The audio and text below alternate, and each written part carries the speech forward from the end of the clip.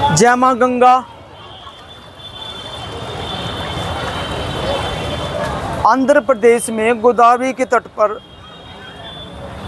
विष्णु आया पिता मां लक्ष्मी के घर पंडित राज जगन्नाथ उत्पन्न हुए 1590 में।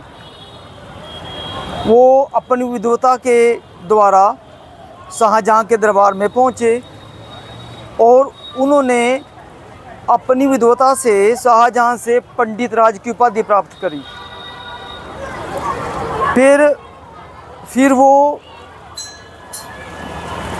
शाहजहाँ की धर्मपुत्री,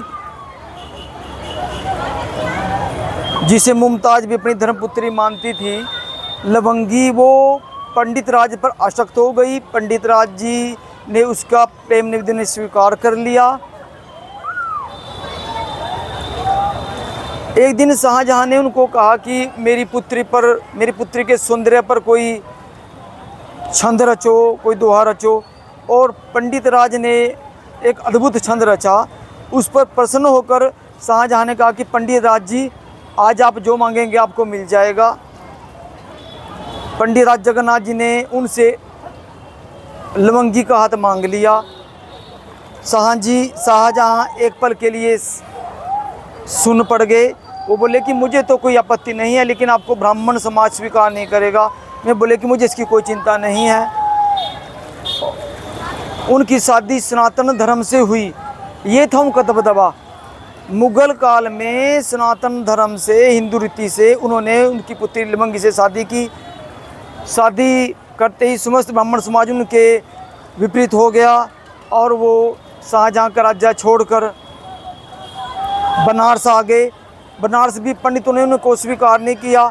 उन्होंने वहाँ भी अपनी विद्वता का परिचय दिया, लेकिन पंडितों ने उनको माफ़ नहीं किया। तो लवंगी ने कहा कि आप किन से माफ़ी मांगते हैं? आपने माता गंगा से तो प्रार्थना नहीं की।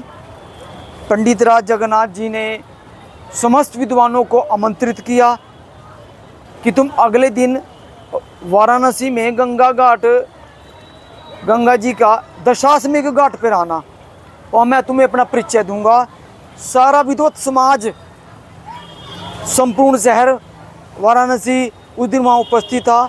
पंडित राज जगन्नाथ जी ने 52 श्लोकों में माँ गंगा जी की स्तुति की। माँ गंगा जी एक एक सीढ़ियाँ चढ़ती चली गई प्रत्येक पद के साथ। और जब 52 पद पूरे हुए तो लवंगी और पंडित राज जगन्नाथ जी के साथ उनको बहाते ले गई। इस तरह से पंडित राज जगन्नाथ जी ने माँ गंगा के द्वारा उस संपूर्ण समाज को अपना परिचय दे दिया कि जब गंगा जी मुझे माफ़ कर सकती है तो फिर मुझ पर किसका क्या आपत्ति हो सकती है। उन्होंने वो अद्भुत स्तोत्र रचा जिसको गंगा लहरी कहा जाता है। उस अद्भुत स्तोत्र का एक श्रृंखला का पहला श्लोक, जय पंडित राज जगन्नाथ जी की जय। जय माँ गंगा। सुमृद्धम सौभाग्यम सकल वसुधाया किमपितन महेश्वरम लीला जनित जगतः खंड परसो श्रुति नाम सर्वस्वम सुकृत मूर्तम सुमनसा सुधा सौंदर्याम ते सलीलम शिवना सम्यतु। जो पृथ्वी का महान सौभाग्य रूप है, जो अनायास ही संपूर्ण विश्व को उत्पन्न करने वाले शिव का परम ऐश्वर्य रूप है,